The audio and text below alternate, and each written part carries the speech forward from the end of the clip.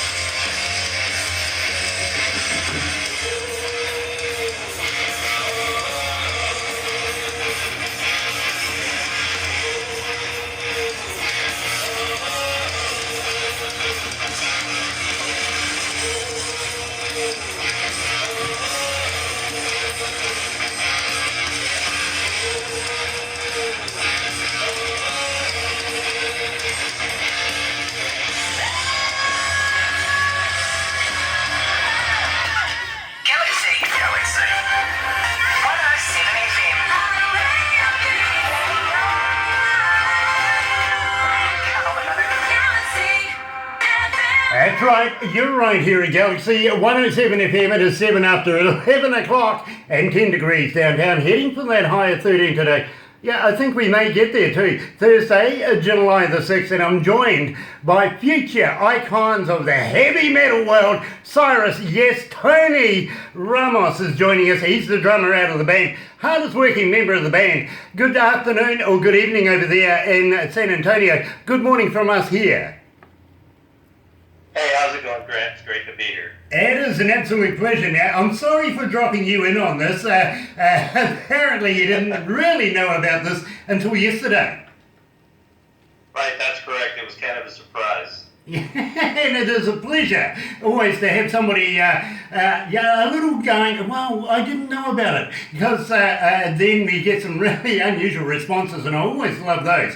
Now, Tony, you're not the only member of the band, as you would expect. There's John, there's Albert, there's Dan, and Jeff as well. Now, Jeff is the lead singer. What an amazing voice he's got. Yeah, actually, Jeff is about 4 or 5 years younger than the rest of us. And we all kind of knew who he was, and he's been in other bands and stuff. But I don't think any one of us had actually worked with him, directly until recently, and that came about because when Albert and I started working on the basic tracks for the CD, we had not yet cemented a lead singer yet, and so we were looking around and we were talking to people, and his name came up a couple of times, including from a guitar player that we both respected. And so we decided, well, let's give it a shot, and it seems like it's working out. You know, I absolutely love that. And I want to ask you about the name Syrus. Now, I know that you named it after the movie Warriors, and of course, that goes back a few years, doesn't it? Yeah, I believe we were all, and I know I was in elementary school, well, I guess we all were, when that movie came out, and that movie made a big impression on all of us. Separately, of course, we all didn't know it, and but here in the States, that movie was even though it was kind of low budget, it was a big deal. Even as little kids, we thought it was a fantastic movie. So that's when naming the band came about. I believe it was one of our ex-members that kind of came up with it, and we changed the spelling to the S, but yeah, and it's worked out for us really well. The standout thing about that movie for me, I've got to be honest with you, is the guy in the car rattling the Coke bottles going, Warriors. If you remember that particular scene, it would be hard to do with plastic bottles these days. Right, I guess it wouldn't really work, would it? It wouldn't, but it was a novel catch to the movie. I think it was one of the most standout parts, apart from, of course, Syrus standing up there and finally getting shot while he's making his speech to all the bands, to all the gangs at the time. So that would have been a mission, getting all of those colours all together all in one place at the same time. So, an amazing movie. Anyway, getting away from the movies and coming back to Syrus. Now, you were originally formed way back 83, 84, but you were called Scared Prey back then. Now, that's an interesting name in its own right.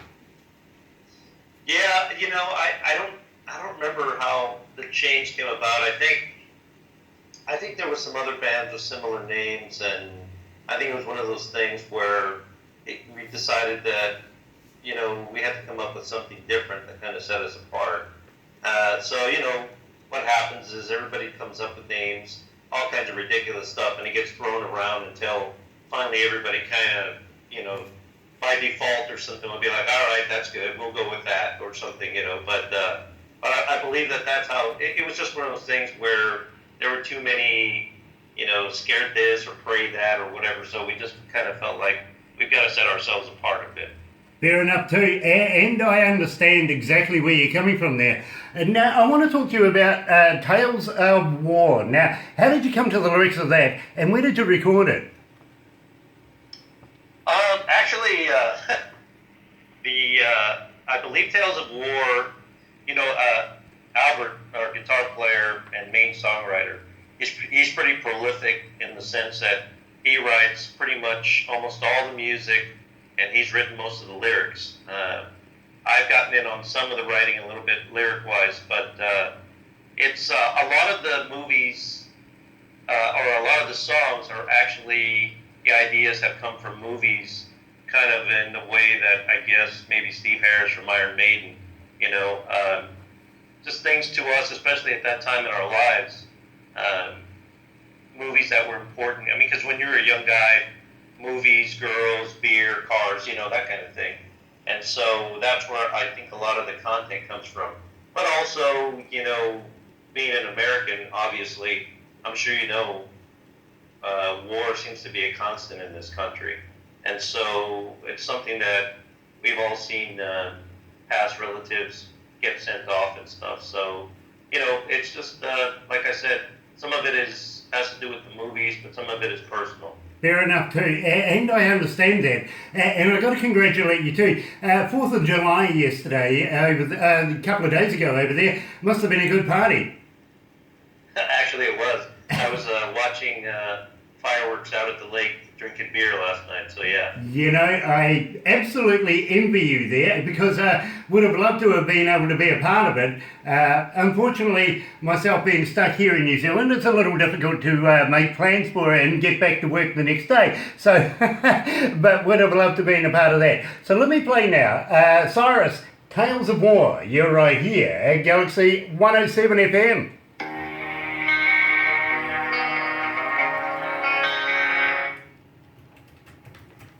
Ooh, it's getting warm up here. I'll turn the heater off. I will do in a second. Are you feeling comfortable, Tony? Yeah. It's is it going all right for you guys? Yeah, absolutely it is. It really is. Have you got a drink? Yeah. Do you need a drink or anything like that? Oh no, I'm good. Not a beer. I would have said beer time, actually.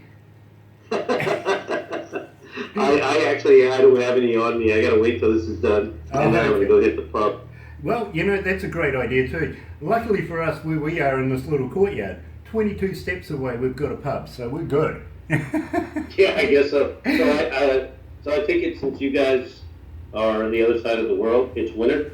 Yes, yeah, we're just coming into the first snow dumps here in New Zealand now. So, but that's down the South Island more than up in the North Island where we are. We're actually in quite a summery area. It's quite warm on the east side of the island rather than the west that gets all the weather, if you know what I mean. So we've got a pretty shitty day, I've got to admit. It's not nice out there. It's very bleak, but it's not snowing. Well, that's crazy because it was 100 degrees here today. So. Well, we're on Celsius, not Fahrenheit, so right. I would presume 100 degrees, what would that be? About 30? About 30 degrees? 40 degrees? Oh no, it wouldn't be 40. It would be egg frying out there at 100 anyway. Yeah. Basically, it's hot as hell. Yeah, I often wonder about people in the summertime up here in New Zealand, up in Auckland, where it gets exceptionally hot, and only the eggs go out in the heat. No, yeah, it's unfortunately, I don't really know all that much about New Zealand, other than what I've seen in movies, that it's absolutely beautiful. And of course, I always thought, well, it'll probably be way too expensive to ever go there and actually see it in person, but maybe going down there to play would be even more awesome. There you go. We will certainly try and work something towards that and try and get sponsors to be able to pay everything and the expenses that is needed. The thing too is I really feel that there's a market here for your flavour of music. We did something not so long ago with Dave from Sound of Silence. I forget. Disturbed, of course, Disturbed. One of our Kiwi bands was the opener for them, and we were actually talking to Dave at a food cart of all things. He wanted to go and buy himself a burger, so we got him a burger. And he says, metal scene in America is starting to come back. It's starting to get there, and it's starting to Right. make that reinsurgence that is needed. And he sees the effects happening here in New Zealand, and we said, yeah, absolutely.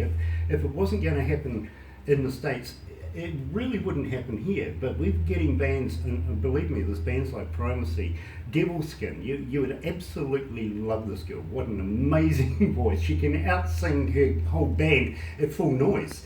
And we got her and her band, Devil Skin, to open, of course, for Disturbed. And it was, I think, about 20,000 people filled the room that night? Wow. Yeah, so it's a good feel when you get a good crowd in, if you know what I mean. Yeah, that's awesome. But of course, it wasn't Devil Skin that brought the people. It was Well, yeah. Disturbed, you know what I mean? So yeah, and I think we could do the same with the venues here with you guys. And of course, as I said, we'll put another couple of bands to it. And also we'll throw in another couple of New Zealand bands, which always is good to be able to bring some New Zealand flavour working with the internationals, because it teaches them something. At the same time, the Kiwis always identify with their own bands, if you know what I mean. So Right. even on a Friday night, they'll just go down to the local venue and get on the piss, and before you know it, you got 20,000-30,000 people in the venue. So, right. Anyway, we'll go back, and the next song I've got up is The Hunt, and I'm really interested with this because I actually am quite fascinated with the song. I like it, so I'll ask you a little bit about that. But I'm also going to ask you about if you're recording at the moment, if you're looking at touring through the summer period. Of course, you're in summer now, so are you looking at doing tours, or have you got one venue that you frequent more than anything? Stuff like that. Well, oh, okay, yeah. Yep.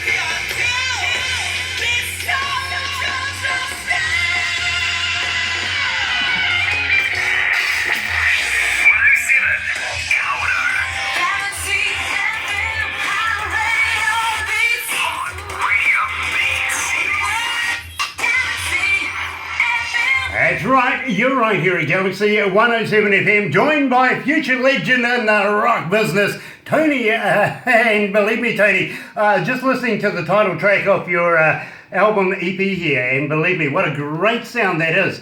Now, did it take long to make the EP itself? Well, what's really funny is that we did it downstairs. Right now, where I'm talking to you, I'm in my bedroom. And actually, my house is above a space that belongs to my family. It's empty right now. It's a brick building that's been different businesses. And there's nobody renting it right now. So what Albert and I did is he set up his recording rig, and I set up my drums, and he had already recorded basic guitar tracks, and that's how we went about it. We actually did all this ourselves, and he deserves most of the credit besides being the main songwriter. He also runs sound at venues around town. So all the engineering and everything on this album, he did it himself and mixed it and mastered it and everything. So, we did it basically on the cheap, and we were really surprised by the results. And of course, had we had the money or gone into a really big studio with a fantastic producer or something like a major label, it'd be even better, but we're pretty pleased for what we got for doing it ourselves. You know, that sounds absolutely brilliant because I've had to listen to it myself in depth. Now, I'm an engineer myself and have not only worked in some of the higher end recording studios, but have toured around the world with a lot of bands as well, and know exactly what goes into producing a particular track. So I've had a good listen to the CD, and believe me, I'm fascinated. It really is a top production. So tell them, believe me, from one engineer to another, well done. Now I want I want to ask you now very briefly about being headliners for bands like Watchtower and also for Juggernaut. Now, what was it like working with Juggernaut? Well, back then in the 80s, the metal scene here in San Antonio was huge. And their local shows always attracted a large crowd. And most of the bands in town, of course, there was friendly rivalries, but everybody basically got along. And so Juggernaut, Watchtower, Carry On, a lot of these bands here in town were starting to do well outside of the area. Unfortunately, LA and New York really wanted nothing to do with us. So the unfortunate part is that there's fantastic music here that should have been heard, that could have been, worldwide, but basically got ignored. And so without that kind of funding or, representation, bands, went through the course of their existence and then it just kind of fell apart. And so, those shows were awesome shows. I can't tell you how great it was back then to play with Watchtower, or play with Carry On, or play with Juggernaut, with, mosh pits and the crowd going nuts. And just, every night that you went out to the shows was fantastic. You know, I can see this is going to happen in New Zealand. It really is. Because we don't have a good night unless we have a real good mosh pit, to be quite honest. So we still have that tradition, and we're looking forward to getting you here. I'm going to talk to you about that a little later on. But coming into summertime now, you must be looking at doing a few tours. Have you got any festivals or anything in mind? We did a festival in Chicago a couple of months ago called the Legions of Metal. And it was mainly local bands, although Armored Saint did play, they headlined the show. And who else was it? Oh, Diamond Head from Europe played. And those guys have been around for a long time. So it was a great show, great venue. I'd never been to Chicago before, and I got to tell you, I loved it. I felt like I should have been born there. Chicago was awesome. So that was great. Right now, what we have coming up is mainly opening for some of the bigger local bands, since we're kind of getting going again. And then in August, we'll be opening for Fate's Warning as they come through town. Sure. Fate's Warning, and now that's a big name in its own right, and making headroads throughout the world as well. So it must be nice to be able to hook up with bands such of that caliber. Now, I got to ask you, just before you go on stage, do you get the butterflies? Yeah, always. Not crazy butterflies, but because I've been around for a while, but I still get the nerves, and it usually takes me at least a song or two to settle down a bit.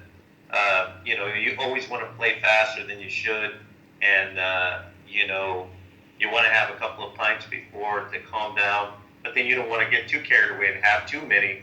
So that's always a good time, trying to make sure you control yourself. Absolutely, I understand that, I really do. And believe me, I've seen a drum kit explode on stage just because of the nerves. And it's always fun trying to explain that one. Now, I want to ask you about The Hunt. Now, tell me about that. I'm fascinated with the song, love the lyrics. How did that come about? Well, I believe, and again, I didn't write these lyrics, but having read them and listened to them, I believe what the song is about is a like an escaped prisoner kind of scenario, where you're running for your life and someone is trying to recapture you type of thing. That's the way it comes across to me. kind of like a jailbreak type thing, and like the movie, what was it? Oh God, it was a Paul Newman movie. He keeps escaping from jail. But anyway, so that's what the way it comes across to me. I mean, you could probably put your own story to it with the lyrics, but that's the way I've always viewed it, as kind of a jailbreak kind of thing, where the dogs and the guards are on your tail, and you're running for your life. Yeah, I wonder if they still wear striped uniforms, or those ones with the little shovels on them or something like that. But Yeah. let's play it now. Here's Syrus and The Hunt right here at Galaxy 107 FM.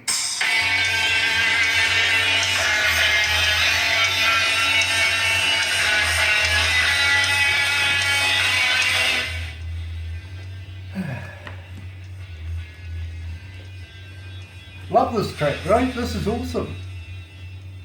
Yeah, what's really funny though is some of the guys in the band kind of complain about this track. They always say, well, it goes on too long.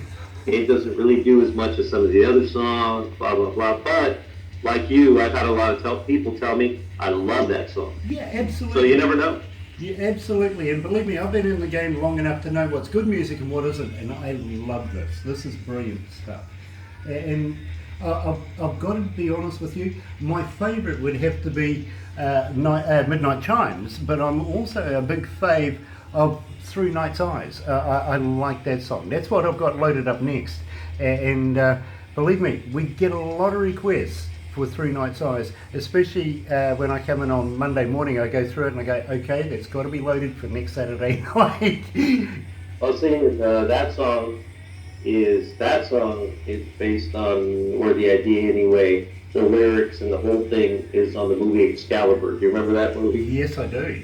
Yes, I do. Okay. About the Knights of the Round Table, King Arthur. Yeah, okay, I get that now, fine. Now, I also want to talk to you about the Texas Metal Underground. Was that a faction, a movement of its own, where you basically got together with other bands and did shows and stuff like that? Texas Metal Underground actually is an independent thing. It's, there used to be a local fan scene called the Unholy Book, and that's actually still around. And then there's the Texas Metal Underground, and that is, I think, 2 or 3 people that kind of are running that whole thing. And that, once again, that's with all this resurgence of metal that's going on. But I don't really know the particulars on that, so I don't want to give you false information. Okay. But that's the way I know about it. Sure. So should I ask you that, or should I skip that one? I could only give you a vague answer. It's up to you. Okay, fair enough too. And of course, now's the time where I'm going to actually talk to you about your websites, because believe me, oh God, it's happened again. Normally we have a lady from Australia that tunes into every interview we do. The one and only question she comes up with is, what's the marital status? So I'm going to talk to you about I see. but believe me, it is absolutely hilarious. She's getting quite prolific at doing it now. She's coming out of Cairns, of all places, which is Australia. We have a love-hate relationship here in New Zealand with our counterparts over the ditch called Australians. And believe me, our national game is rugby union here. They can't play it. They can't. We're the world champs, right? And when they didn't win the world championship, we actually opened up an 0800 help number for them called 0800 1-0. Nothing. So what are you telling them? That they're just not tough enough, huh? Yeah, well, I tell you what, you know that the America's Cup was held just a week or so ago? Yeah. And New Zealand won that, right? The skipper of the America's Cup boat, your American boat, was Australian. You weren't going to win. You weren't going to win it. I'm sorry. It wasn't going to happen for you. Change your skipper. That's funny, yeah. Well, it's the same love-hate relationship you guys have with Canadians. I think that's an ice hockey thing, though. Right, yeah, well, and the Americans always look at Canadians like American wannabes. Although Canadians will say you're completely wrong, but Well, there you go. You see, New Zealanders look the same way to Australians, but at least Australia was populated originally by English criminals. right, yeah. You know? So, they'd be tough though. Oh, believe me, they're not weaklings, that's for sure. But you know, they still look funny in a dress. Yeah, well, although I have to say, I have met a couple of Australian women here in the States, and they were pretty hot. Yeah, they're awesome until they open their mouth, right? Oh, yeah. Well, Sorry, Australia, didn't mean it. Don't lie much either. So, anyway, we'll go back to the desk. The next song up is, of course, Three Nights Eyes, but I'm going to go down the website thing with you right now. sure.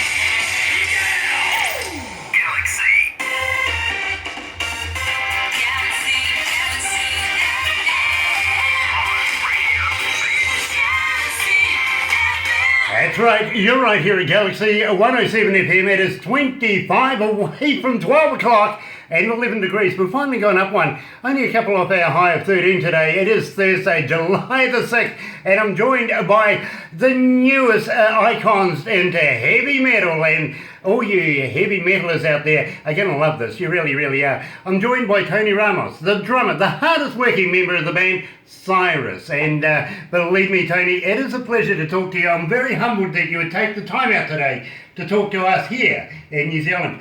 Glad to have you along. Now, I want to talk to you about your websites, Tony. How do we get hold of you? How do the fans get hold of you? And I've got to get this in as well, because believe me, my Australian cousins over there, they want to know, what's your marital status? Oh, that's funny. I'm single. I'm a single dad of two twin daughters, divorced for about 5 years now. So you survived and you've come out the other end and you're looking really well, but I'm sorry about your hair. It looks like it's dropped off. Well, actually, you know, I made it all the way up to 40 and I thought I was going to keep going. And then, you know, genetics are a bitch and that kicked in and, oh well. You know, I can understand that. I can.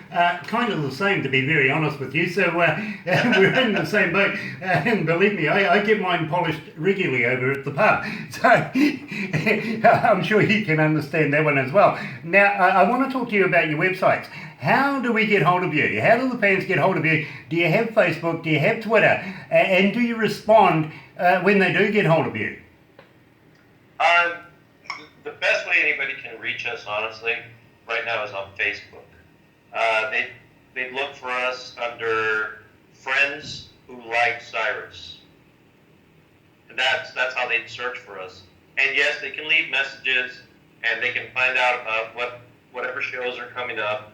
and there's also a photo gallery and some other, some other stuff on there. You'll get information on how to download the CD or where you can buy it physically, about T-shirts, bumper stickers, all that kind of stuff. I'd say at this point that would be the best place to get info and to be able to get a hold of us. And yes, we do read and we do answer. We all, unfortunately, are not big, huge rock stars yet, so we all have day jobs and whatnot. But we do make the effort to always talk to people who get a hold of us and who want information on the band. I don't think that you're going to be not rock stars for much longer. I really don't. And I'm just going to have a quick look here at the stats. Yes, 5,179,000 now have hooked into Syrus, joining us live here at Galaxy 107 FM. Now, I also want to ask you, it's a quiet day. I also want to ask you about merchandise. Now, they can buy merchandise off you. Are you found to sell your music on places like Spotify and also iTunes for about $1? We're actually selling, from what I know there's a couple of them, and one of them slips my mind, but one that I do know for sure that you can get it is cdbaby.com. Also, the band members themselves, including me myself, we do have download codes for CD Baby, that people can contact us through Facebook or whatever. We might be able to do that personally. But yeah, if you want to just go ahead and get it as soon as possible, just log on to cdbaby.com and it should be available for download. Awesome. And I'll tell you something, I'm sure now that all of our listeners are listening, you're just going to be rich, to be very honest. They're just going to buy your products all over the place, especially your merchandise. Now, I want to talk to you is through Night's Eyes. Now, I'm absolutely fascinated with the song, and one of the highest requests for your band here at Galaxy. Tell me about that. How did it come to be? Well, through Night's Eyes, again, that was based on a movie and, of course, the old classic story of King Arthur and the Knights of the Round Table. That was we were all fairly young when the movie Excalibur came out. And I think that movie affected us all, pretty deeply for whatever reason.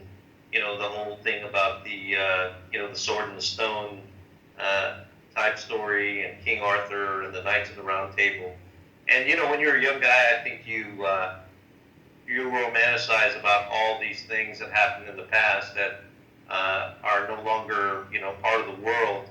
And, it's a romantic fantasy being a knight with your, brothers sitting at the king's round table and going off to battle and all that kind of thing. So that's basically what that story was about, and it made a huge impact on us. And of course, I can't remember what her name is, the British actress that was in that movie, but she, I remember she made a huge impact on all of us too. Nice. Nice. The one thing I take away from that movie, and I've always wondered this, what does the Lady of the Lake really look like? Don't forget she's dressed in white, so being in water, that really must be transparent, if nothing else. Yeah, I'm sure that that maybe had a wet T-shirt contest. Yeah, way back in the old days, right? Royal way. Anyway, let's play Through Night's Eyes right here at Galaxy 107 FM. Here's Syrus.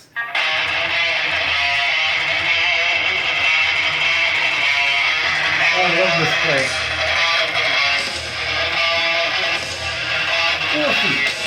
Awesome music. Love this track. Well, Me too, absolutely. What's funny too is, these songs have been around for a while, and I'll give Albert credit. I'll give Al credit. He's always had faith in the music he wrote, and that's why he wasn't really willing to let things go and just let it die. And and that part of it too, because I agree with him. I always loved this music, and I thought it was great, and I thought it deserved to be heard. Absolutely, and believe me, I believe that as well, because this is awesome. This is talent, guys. You know, really, I would hate to see you guys just wither off into the background because you're doing so much at the moment, and it's a huge impact, and people are responding to it again, to the whole scene of it again, and it's always nice to have people like yourselves that will be able to spend a couple of minutes with us to be able to let our listeners have that different genre to what's normally being played about this time of the day anyway, which boosts our Hardwired show on a Saturday night, and we also play you on a Monday night as well, in a segment we have is called Galaxy Artists. Everybody that we interview, we make sure that that sort of gets an option with the engineers and everybody putting the shows together for a Monday night. And honestly, mate, you guys are just kicking it down here, down under. We are going to talk about getting you guys down here. Also, we're going to talk about Crank It Up magazine next. So it ties together. It ties together. And we'd love to be able to show you around our humble little country and maybe do some really weird stuff. I don't know. We might get arrested within the first 24 hours of you arriving here. But we do it. I want to take a picture in front of Bilbo's house. Not a problem. It's just down the road. Literally. Oh, is it? Yeah. It's what, about an hour away? From my place. From your place. Well, you're an hour away. Yeah. So it's 2 So hours. it's 2 hours away. Yeah, for Stop you. confusing me. For you. 2 hours for you, 1 hour for me. 2 hours for me, 1 hour for you. Barbara lives rural. She has sheep and stuff on her property. So What's wrong with that? but Peter Jackson, who did The Lord of the Rings, of course, J.R. Tolkien's book, he's a friend of Galaxy's. And we talk off and on from time to time whenever he finds that it's a good thing to do, you know, put up with some of Grant's shit, he will give us a call. But believe me, Hobbiton is just not that far away, and we would be happy to show you that. Oh, the It's wild an absolute food. brilliant place. About the hoo-hoo. About the hoo-hoo grub. We'll discuss wild Yes, foods as well, after. because some of the indigenous folks here back in the day used to eat what's called a hoo-hoo grub. That's like an oversized caterpillar, maybe about 2 inches long. It's white. You put the body in your mouth, you chew off the head. Don't eat the head, it's yucky. But it's like a creamy peanut butter. That's crazy. Well, you know, I got to wonder who was the first person to ever eat a mussel. Well, that's cool. You know, I guess, when in Rome, huh? Yeah, exactly. And we may even take you down to the South Island and throw you off a bridge. All right, well. I'll talk to you about that in a minute. Hold on. All right.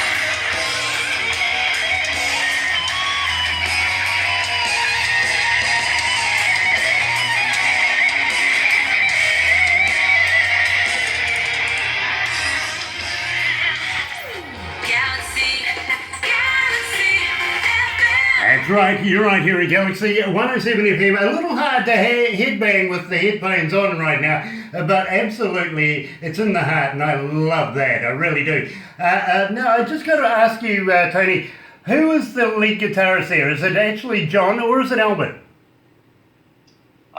The main lead guitarist is Albert, although he does switch off with John on a few songs. And John is one of the original members, and so is Albert. And so they've played with each other off and on for quite a long time and worked on these songs. Especially, I mean, you hear throughout the CD the dual guitar harmony thing, and that's a big part of the sound of the band. Something that everybody in the band has always liked.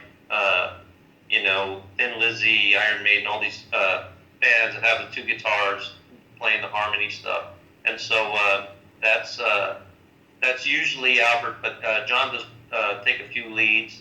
And, that's all starting to open up. We're already starting to work on ideas and basic tracks for the next album. So Yeah, I really apologise for asking that question. I should know, to be quite honest with you. But the work is superb. The guitarmanship on this album here of and believe me, I'm getting it waved at me. Please promote it again. Tales of War. Believe me, superb workmanship as far as guitarmanship goes.